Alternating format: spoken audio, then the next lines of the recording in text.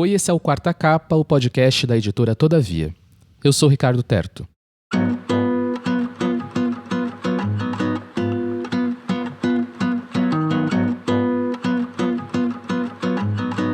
Você está ouvindo um episódio da temporada Escrever é Muito Perigoso. Nela, eu estou conversando com autores e autoras da Todavia sobre seus processos criativos. Se você está começando por aqui, confere no nosso feed os episódios anteriores, porque já tem muita coisa boa para você emendar na sua escuta.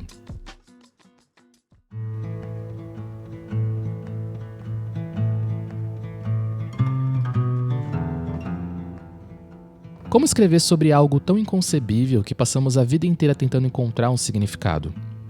A convidada de hoje do Quarta Capa tem uma obra consistente e intensa que gira entre personagens que encaram, de alguma forma, a questão da morte. A perda, o luto, a solidão, a busca por sentidos e caminhos a partir de narradoras esculpidas de maneira muito hábil.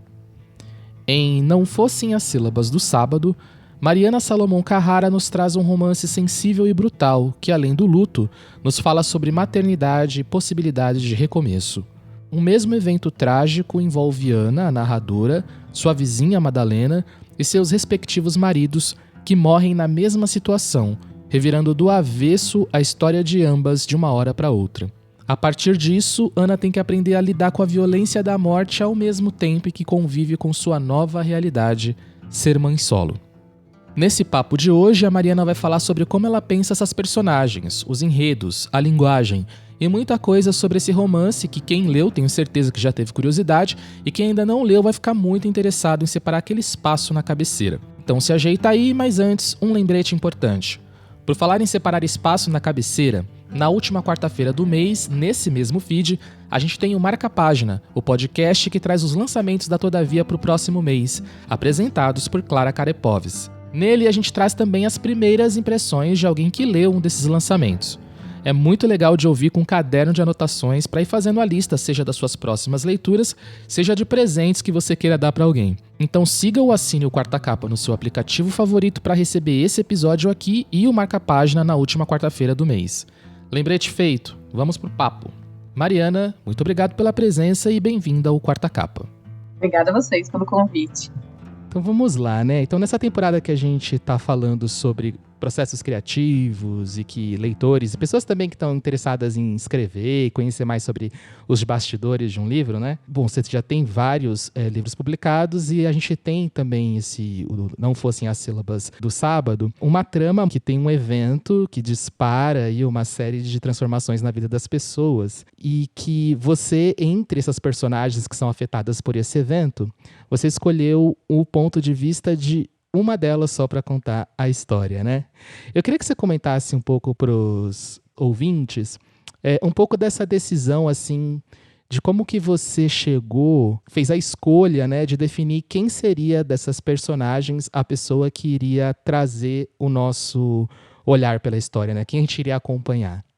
As minhas histórias costumam surgir a partir do narrador, né? Uma vez que eu tenho esse personagem, esse narrador, normalmente uma narradora, no caso, né, dos últimos 3 livros, é que o resto se constrói em volta disso.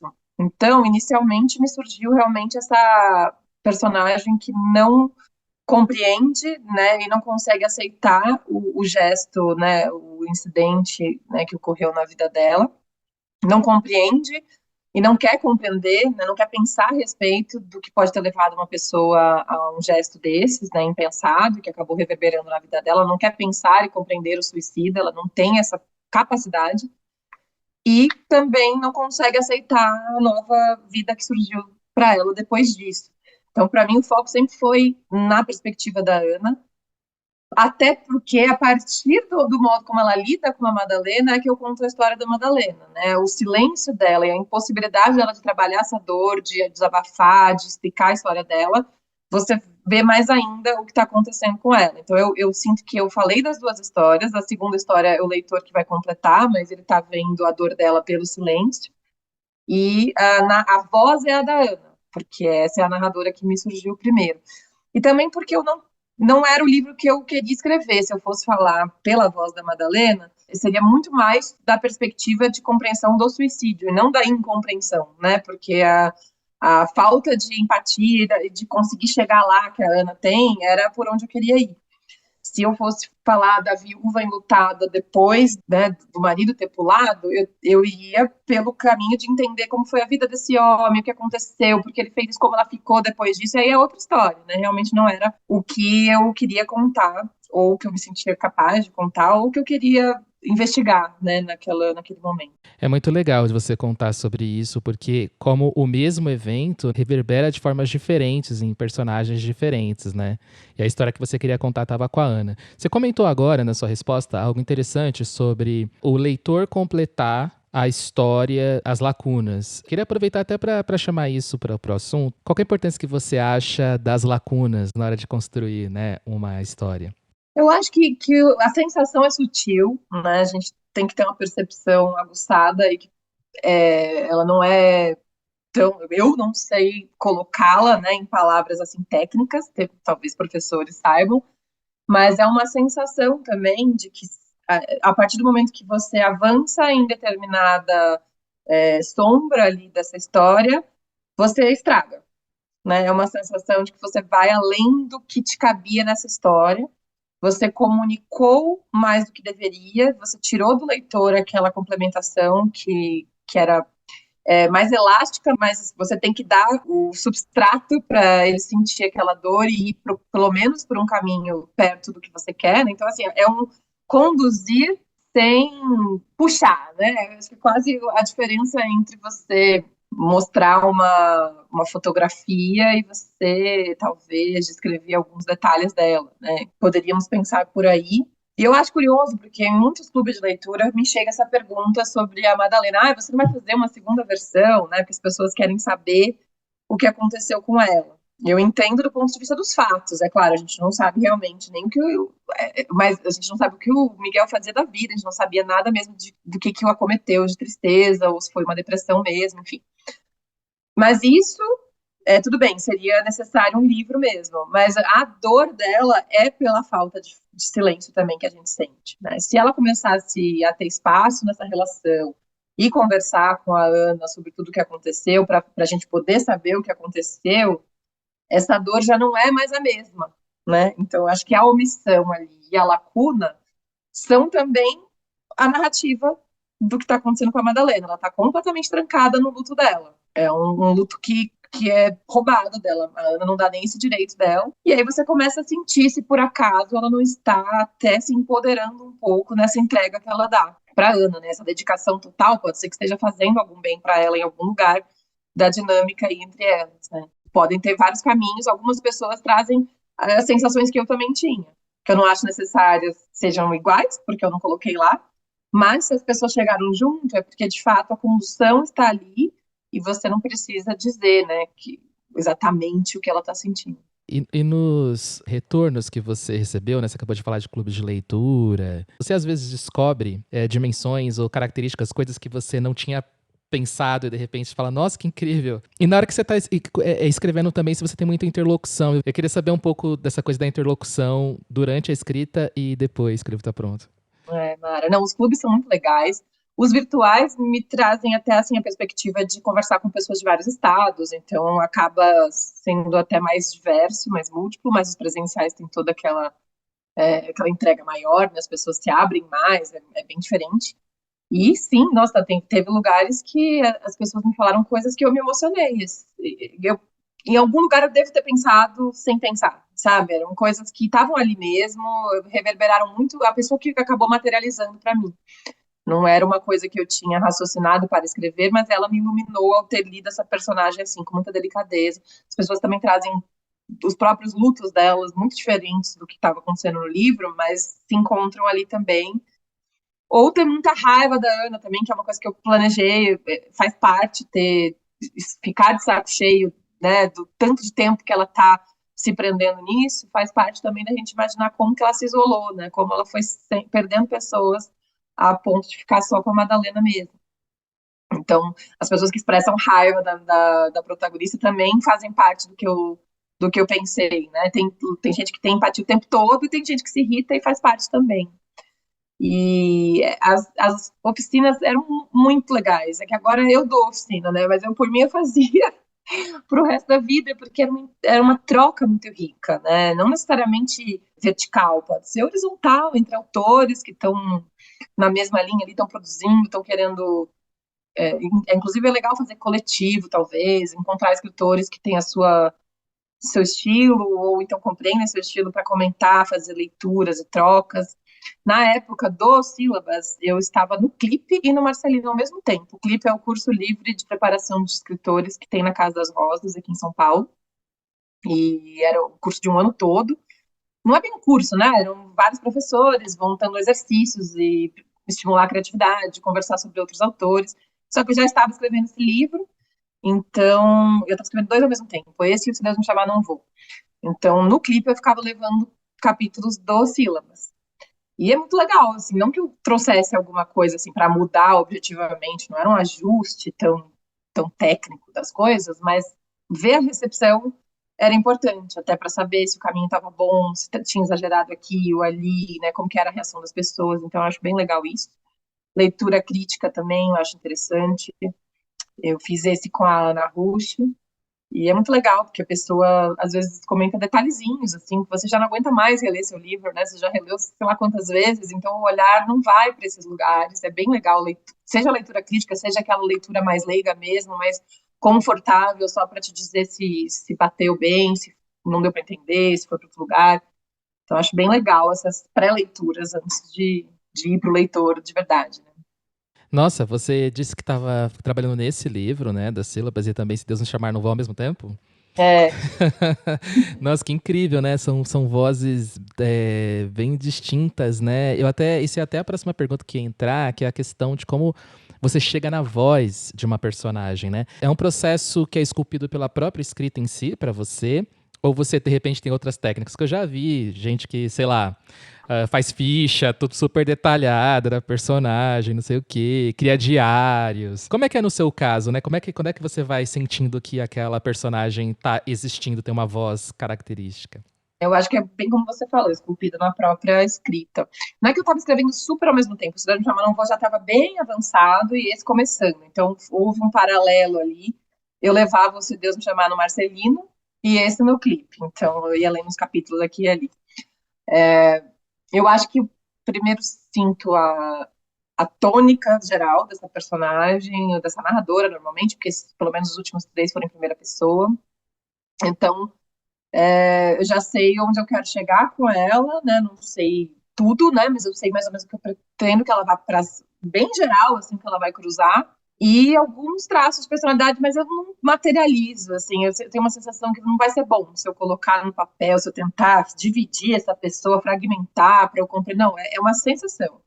E aí as minhas mãos escrevem, ela vai sentindo. A Maria Carmen do Cidade Me Chamar Não Vou foi muito absurdo o surgimento dela. Foi na primeira linha que eu escrevi, ela apareceu. Então, claramente, era uma criança esperando ali para sair.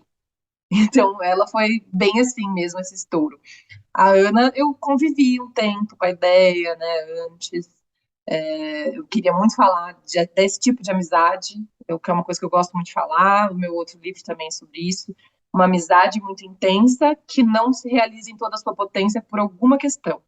Seja a passagem do tempo e a gente dando foco para outras coisas, né? E aí, nesse caso, eu fui para o extremo, que é essa não aceitação e culpabilização que a Ana traz, né, na morte do marido dela. Então, convivi com elas esse tempo, um pouquinho, né, enquanto eu estava pensando sobre começar, se ia ser uma história, se não ia ser. Então, na hora que vai, é que eu conheço ela direito. Pode acontecer, por exemplo, eu estou escrevendo um outro livro faz muito tempo, que eu já pulei, botei outros na frente e tal, que são vários personagens, não é a primeira pessoa. Aí eu faço uns exercícios de vez em quando para conhecê-los melhor, eu faço umas cartas de um para o outro, até para estreitar a relação entre eles. São cartas que não vão para o livro, né? Então, assim, acho que são técnicas que a gente vai usando para se aproximar deles, mas no sílabas eu não me lembro de ter feito isso, não.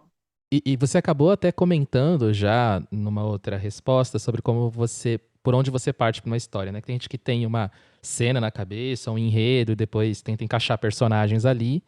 E você comentou no começo da conversa que você parte das personagens, né? E eu queria entrar um pouco nisso, nessa coisa de como é pra você. Você deve ter vários rascunhos, algumas personagens não vão pra frente e tal. O que você tem de construído da personagem antes de começar a escrever o enredo, a história em si, né? Você já contou que parte pela personagem, mas queria que você comentasse um pouco mais sobre isso. Eu acho que eu fico com umas respostas meio insuportáveis nessas perguntas, porque eu não sei se eu consigo precisar isso, elas são bem difusas. A Maria Carmen realmente eu não sabia nada, né? Eu deixei ela contar o ano dela. Não é sempre a hora, eu acho que tinha uma questão mesmo da Aurora. Eu sabia que ela era uma senhora muito paranoica, extremamente assustada com a morte, então tudo ia revolver em torno disso. Então já tinha isso, uma personalidade, uma professora idosa e muito, muito obcecada com a morte. Então isso já traça quase toda a forma como ela vai falar e vai olhar as coisas, né? E a Ana, eu pensei, eu acho que desde o início, nessa moça arquiteta, muito sonhadora, assim, ela ainda era muito jovem, esses 28 anos, para mim era importante, assim, o momento em que ela teve a tragédia, e, assim, romântica num sentido comum, assim, de estar mesmo focando nessa maternidade como um traço que ela já havia planejado, que era com o marido, que ela estava totalmente apaixonada, também tinha esse traço, assim, dessa paixão nova, né, não nova, né, de jovem, né, tudo começando a vida juntos e tal, e de ela ter paralisado nisso, né, não ter sabido, né, evoluir disso a partir da tragédia. Então, existe um envelhecer que ficou obcecado com aquela juventude perdida. Acho que essa sensação toda que eu tinha do que ela ia viver já estava lá desde o princípio, e ia conduzir a forma como ela envelheceu. Dos 28 aos 40, ela cresceu nesse amargor, nessa resistência a encontrar a nova vida dela. Então, tudo ia sendo oferecido. Essa Madalena foi ficando uma pessoa super importante, interessante na vida dela. A filha dela era maravilhosa e ela não conseguia sentir essa vida toda. Isso tudo eu acho que já estava desde o primeiro parágrafo, em algum lugar da minha cabeça. Agora, traços assim mais de personalidade acabam aparecendo mais na interação com outros personagens, né? A coisa vai crescendo um pouco. Aí você volta lá atrás e fala isso aqui depois que eu concluí que ela não é assim, você volta, revisa e tal. Algumas dessas personagens são inspiradas em pessoas reais, assim, casos que você encontra, assim, ou é totalmente... Será? No sílabas, eu acho que não. Eu acho que a gente sempre bota muito das pessoas, a gente molda personagens, imagina pessoas em cima de uma amálgama de pessoas que a gente já conheceu, são nossas referências, né? Ou conheceu, ou viu em filme, mas a gente não sabe, eu acho, sintetizar, né? Tirar, extrair. O É Sempre a Hora, né, da nós que viu antes, é meio explícito, eu já até falo, né? Dedico a Camila, minha amiga, então tem uma inspiração explícita na minha amiga que mora comigo, inclusive, hoje em dia, que tá lá a Camila o tempo todo, né? Então tem muita coisa dela ali, tem muita coisa minha, uma brincadeira entre nós de nós duas. E a Maria Carmen tem muito da minha infância, realmente. Eu me inspirei diretamente nos meus escritos, eu tinha muitos livrinhos e continhos dos 8 aos 11, então peguei tudo, tá. O Sílabas eu acho que é realmente uma criação sem personagens reais, mas pode ser que se a gente extrair, fizer uma psicanálise aí em mim, vamos achar quem que me inspirou aí nessas duas e na Catarina e tal. Talvez a Catarina seja a criança que mais eu posso dizer que pode ser que tenha saído de uma criança que eu conheço, filha de grandes amigos, que é realmente muito doce, muito cuidadosa, sabe? Parece que pisa com cuidado na vida dos outros, aquela criança muito autoconsciente, que inclusive não parece tão alegre por estar, assim, sempre cautelosa. Então, acho que a Catarina pode até ser que eu tenha tirado daí. Olha só, a gente já vai continuar essa conversa, mas tá legal até aqui? Você tá curtindo? Então posso contar com você numa coisa? Bora fazer um barulho nas redes sociais sobre essa nova temporada? A gente resolveu dar uma repaginada no Quarta Capa de episódios narrativos para entrevistas, para entrar assim na intimidade dos autores que você acompanha e tem um carinho especial, além de apresentar seus trabalhos para quem ainda não conhece. Mas enquanto a gente apresenta os autores, quem pode nos apresentar é você. Indica aí o podcast para os seus amigos, no seu clube de leitura, na oficina de escrita, na fila do pão, enfim. A gente está prestes a fazer 4 anos de programa e tenho certeza que tem gente aí que acompanha o Quarta Capa desde o começo. nos ajuda muito também ranquear a gente onde você puder. Por exemplo, na Apple e no Spotify tem lá aquelas 5 estrelas. Podemos contar com vocês para levar adiante as boas histórias através de boas conversas? Então estamos combinados. Por falar em boa conversa, fiquem com a segunda parte desse papo com a Mariana Salomão Carrara. Tem uma coisa que a gente sente, assim, pegando mesmo a obra, né? Passamos, acho que você deve ter ouvido falar isso 1 milhão de vezes, porque a gente passou por um período que a gente ainda não conseguiu muito bem elaborar, né? Esse luto coletivo e tal. Não sei se você concorda com isso, que a morte, assim, é uma ideia que a gente talvez vai elaborando ao longo da vida toda, assim, né? É uma coisa meio inconcebível a não existência, assim. Você tem uma coisa sobre... Em um livro, temos então uma criança que tem essa ansiedade, e é incrível essa visão, porque aí você lembra que criança você também teve medo de morte, você também pensou em solidão. Você tem a questão de uma senhora que está perdendo a memória, e tanto ela, entre aspas, morrendo enquanto está viva, né? Que está perdendo sua própria personalidade. E você tem essa história dessas pessoas também marcadas por um evento súbito. Você sente que cada vez que você escreve, você investiga de uma forma diferente essa questão da morte, do luto? É interessante se colocar assim, porque realmente são 3 formas de investigar a morte, mas é um assunto que não é um assunto secado. Talvez eu tenha sido até uma criança meio Maria Carmen nesses pensamentos mórbidos, assim, porque a criança você tenta proteger da informação morte, porque ela é um descalabro, né? Como você deixa uma criança saber, não só que ela vai acabar, mas que a mãe, o pai, essa é uma coisa que não tem cabimento nenhum, né? Então a pandemia veio depois, eu escrevi esse livro antes, né? Mas de toda forma veio depois, também chocando a gente com o tanto que as crianças absorveram os pavores, a máscara e tudo mais, vai ser uma geração muito marcada, né? Então a Maria Carmen, sendo uma criança que pensa muito sobre isso, já traz uma versão, né, da morte que ela é a investigação ingênua, e a Aurora, por ser uma senhora que achava que era possível se precaver, né, de quase todos os tipos de morte, e são muitas, né, é aquela investigação no sentido de também não adianta a gente evitar, porque com isso estamos evitando a vida, né, ela ficou realmente ali muito prejudicada por essa sensação. Tem gente que fala que lê e fica mais paranoico, porque eu estou dando mais opções de morte ali.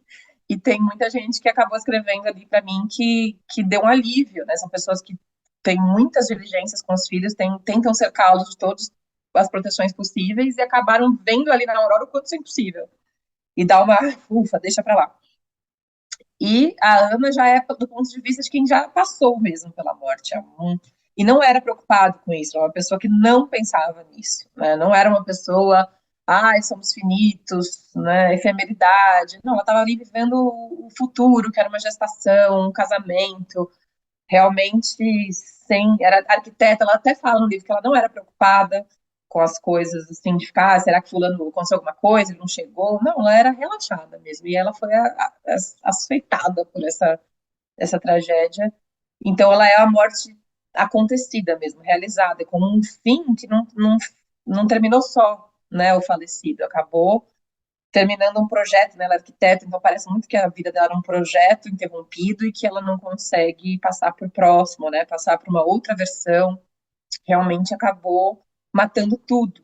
Parece que todo mundo ficou meio semi-morto, a filhinha dela não consegue ter uma maternidade inteira, ela não consegue estar inteira mais em lugar nenhum, então já acho que é uma outra visão da morte, né, de quem viveu mesmo. Então é possível dizer que sim, foram várias investigações da morte, e eu acredito que talvez eu vá falar disso para sempre, porque realmente é um negócio que não faz sentido, né? Tudo isso que a gente faz, todo esse estudo, e tem, né, de repente acaba tudo que uma pessoa estudou, tudo que uma pessoa pensou, produziu, criou, de repente acabar. É realmente surreal.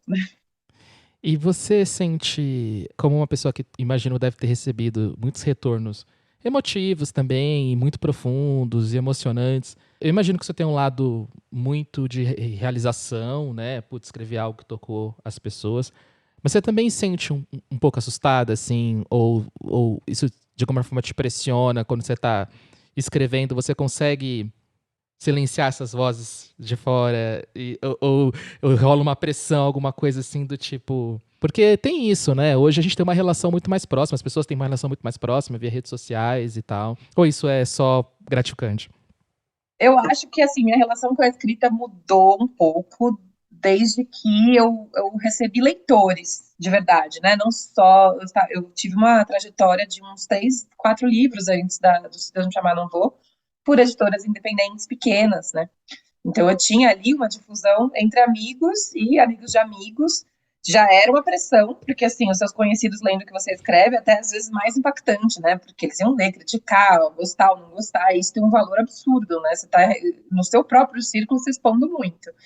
Mas eu já sabia, eu quase que escrevia já sabendo as vozes, né? As pessoas que iam me ler e iam me dar esse retorno. E depois, quando eu percebi, a Maria Carmen deu uma estourada, eu pensei, meu Deus, tem jovens até lendo ela, né? Eu vejo no Twitter pessoas muito novas, e eu falo, nossa, isso me pegou por dois lados. Um, eu acho que eu tenho até mais capricho, no sentido de releitura mesmo, para tentar chegar lá num produto final ali, trabalhado. Eu tinha uma ansiedade, talvez também conhecida com a minha juventude, né? As duas coisas, né? Jovem tem outro ímpeto, mas eu perco um pouco de liberdade, assim. Eu acho que quando eu era uma escritora de amigos, eu me deixava usar, assim, né, e sem pensar em muitas questões de leitores de todo tipo, porque são tantas pessoas tão diversas lendo que às vezes você fica preocupado. Nossa, se bater alguém que tem um outro repertório que vai chegar nesse texto de outra forma, será que essa pessoa, primeiro, vai entender? Ou vai entender errado? Vão me ler errado? São pensamentos meio inevitáveis. Eu acho que talvez só com muitos anos de carreira para você desligar isso e falar, dane-se, não, o que eu estou escrevendo é isso. E tem essa coisa do retorno via internet que é muito legal. Nunca recebi nada assim muito horrível.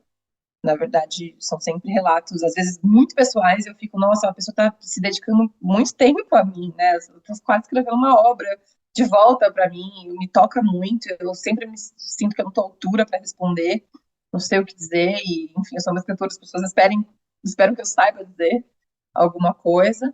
E o retorno pessoal também passou a me dar mais medo, porque, por exemplo, eu escrevi o É Sempre a Hora da Nossa Morte também, que é uma mulher relembrando hipotéticas mortes dessa filha, terríveis, trágicas, às vezes cômicas, de tão absurdas, e me chega uma mãe no lançamento do Sílabas, uma moça para comprar o Sílabas, me traz também o Sempre a Hora para eu assinar, e falar, eu amei muito esse livro, É Sempre a Hora, porque eu perdi minha filha de 7 anos. E foi muito boa a leitura para mim. Mas quando ela falou, perdi minha filha de 7 anos, e eu imaginei ela lendo esse livro, eu queria me esconder.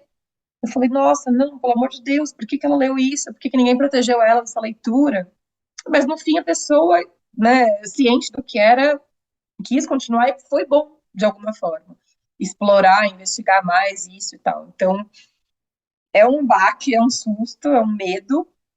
O Sílabas mesmo, também vi um podcast de um rapaz aí meio, acho que meio famoso, a esposa dele faleceu super nova de câncer depois de uma batalha, e aí do nada, de repente, nesse podcast ele cita que acabou de ler o Sílabas, e eu, meu Deus, olha isso, um luto real, e eu lá com a minha ficção, se eu violar, né, de alguma forma a dor dessa pessoa, e ele falou que foi ótimo, porque ele conseguiu nomear sentimentos que estavam muito difusos, né? Ele conseguiu sentir o luto de outra pessoa, o que para ele foi confortável, foi gostoso. Então eu falei, nossa, que bom, ufa, mas e se não fosse, né? E a gente tá sujeito, né? Não tem o que fazer, você botou no mundo, pode ser que alguém se magoe muito. E aí é uma coisa que a gente tem que aprender a não evitar nada para que a arte também não sucumba diante desses pavores, né? É. E eu sinto que os seus livros promovem um diálogo com as pessoas, muito honesto com as pessoas que passam por isso, porque quem tá próximo de alguém que perdeu alguém, minha companheira perdeu o pai recentemente, né?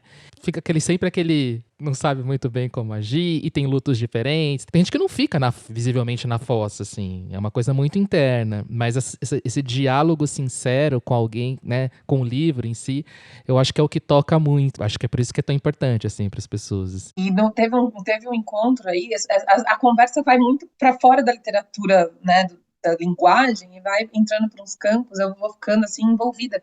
Teve uma pessoa que começou a dizer que a Ana exagerava, não exagerava no sentido de passou da conta, mas de nossa, mas ela também, né, não se esforçava, não foi procurar ajuda, estava muito chata, 10 anos já pensando nisso, e uma pessoa do grupo começou meio que a chorar, dizendo que ela tinha perdido uma pessoa há quase 11, 12 anos, e que ela se identificou o tempo todo, que ela se sente idêntica, foi um luto complicado também, sem, sem evolução, e que ela viveu o livro o tempo todo de outra forma, na verdade, né, sentindo junto com a Ana.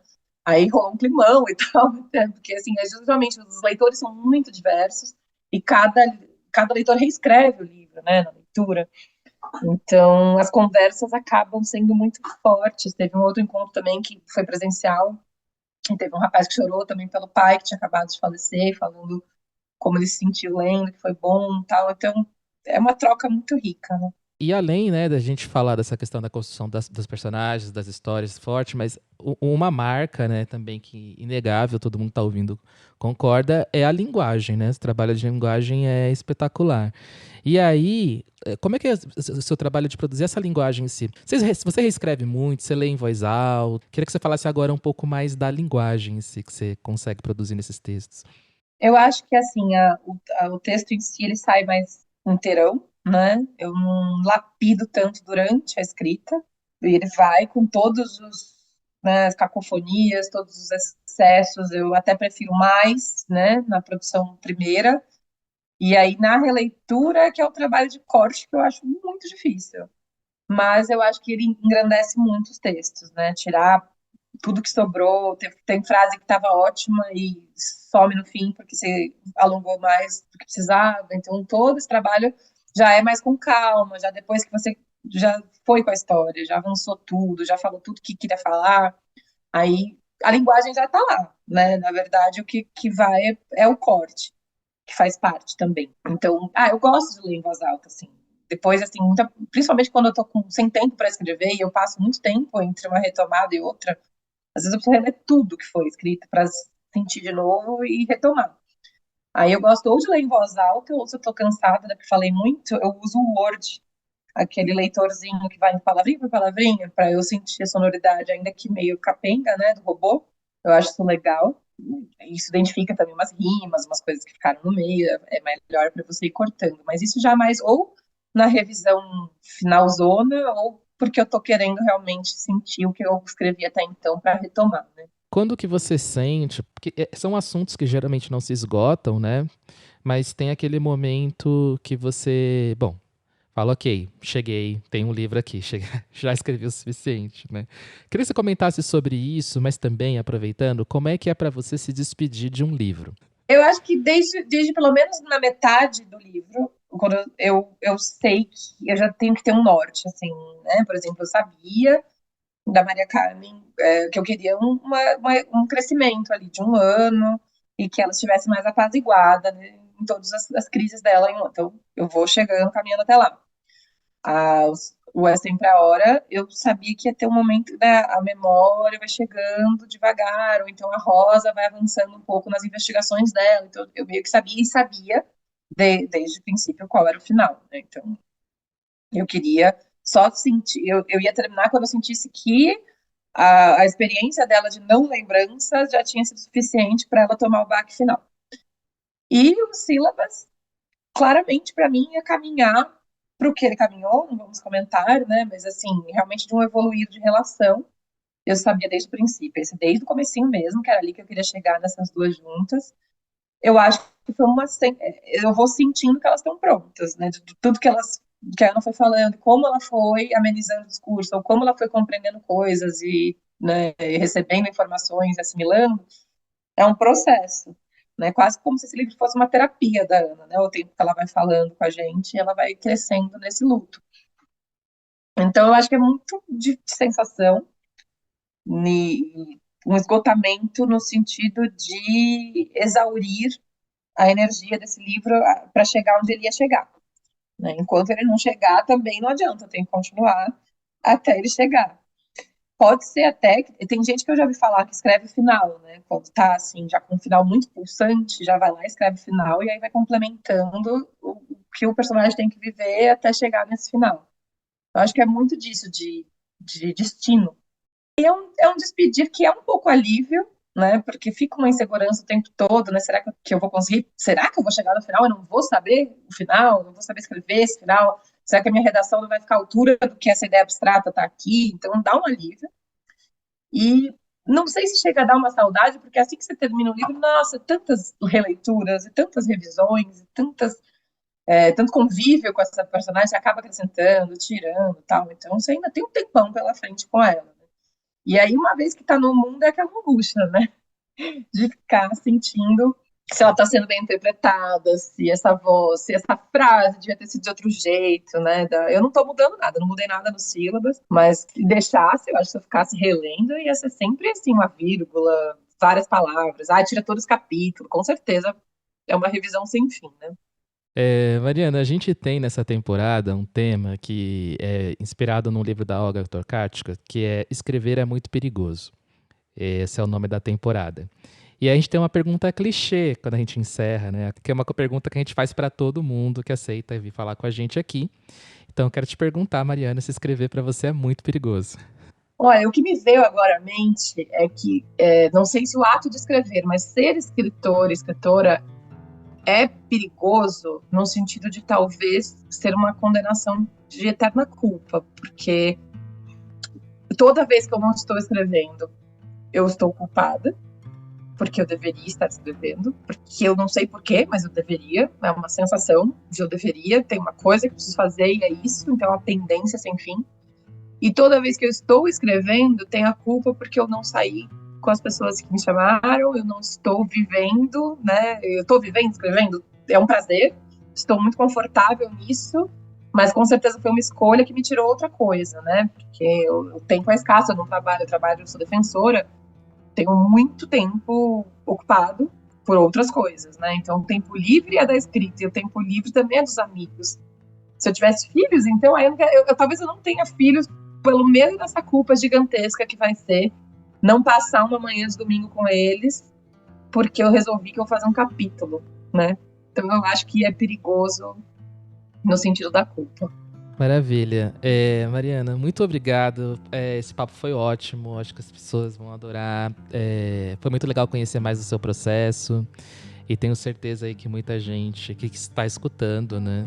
Que todo mundo que lê, no fundo também tem talvez um desejo ali de contar suas próprias histórias também. Como você diz, né? Os leitores completam as nossas histórias, né? Então, obrigado mesmo. Foi ótimo. Obrigada a vocês pelo convite.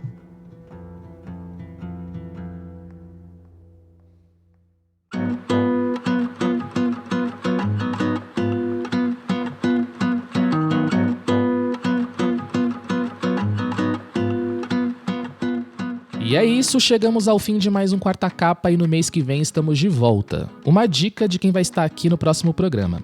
Ele é um autor que seu romance de estreia arrasador já foi muito premiado. Quem será que vem por aí? Na segunda quarta-feira de julho você vai descobrir. O Quarta Capa é roteirizado, editado e apresentado por mim, Ricardo Terto, que coproduzo o programa ao lado da Luli Macedo e da Natália Pazini. As artes são de Mariana Neves. O Quarta Capa é uma produção da Arrebentar Central de Histórias. Obrigado pela escuta, até a próxima, um abraço.